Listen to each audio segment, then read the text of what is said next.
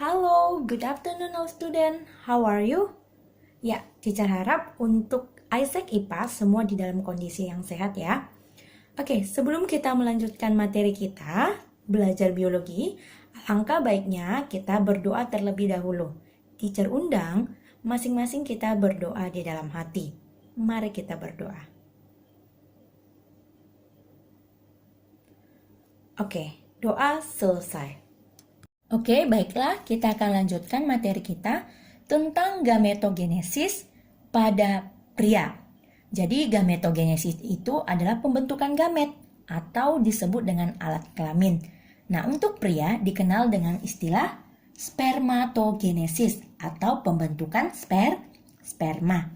Nah, sebelumnya, teacher ingatkan kembali bahwa kita sudah belajar tentang alat kelamin pria. Pada alat kelamin pria terdapat testis. Apa fungsinya? Ya, sebagai pembentukan sperma.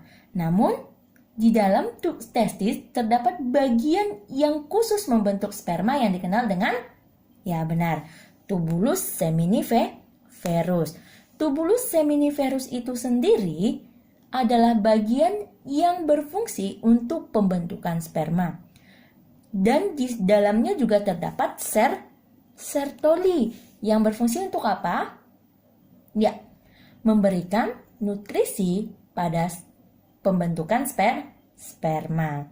Nah, di dalam tubulus seminiferus terdapat banyak calon-calon sperma atau dikenal dengan sel germinal atau oogonium. Nah, sel germinal tadi atau yang dikenal dengan oogonium, maka dia akan bermitosis, membentuk spermatosit primer. Nah, kemudian dia bermeiosis pertama, membentuk spermatosit sekunder. Jadi dari 1 menjadi 2. Karena dia sudah bermeiosis.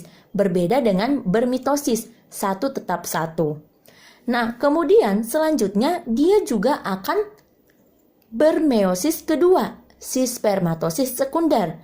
Dari 2 menjadi 4, yaitu membentuk spermatid.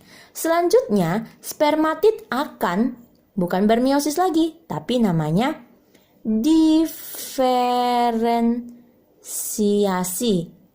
Oke, berdiferensiasi membentuk 4 spermatozoa fungsional. Jadi semua spermatozoa ini adalah fungsional atau berfungsi. Nah, jadi supaya kamu lebih paham, ketika dia bermitosis, dia hanya membentuk 1. Membelah iya, tapi membelah itu adalah bagian intinya. Kemudian kalau bermeiosis, dia akan membentuk 2. Makanya dari sini tadi bermitosis, bermeiosis sehingga membentuk 4 bagian yang fungsional. Nah, untuk perbedaan mitosis dan meiosis ini akan dibahas ketika kamu kelas 12 berbicara tentang pembelahan sel. Namun yang perlu kamu ketahui adalah proses dari spermatogenesis ada 3 pembelahan, yaitu mitosis, meiosis 1 dan meiosis 2. Dan di dalam pembelahan ini ada tahapannya. Pertama, sel germinal membentuk spermatosit primer melalui mitosis dan membentuk spermatosit sekunder melalui meiosis 1, membentuk spermatid melalui meiosis 2 dan berdiferensiasi membentuk spermatozoa. Oke, sampai di sini paham tentang spermatogenesis? Nah, selanjutnya kita akan belajar tentang struktur sperma.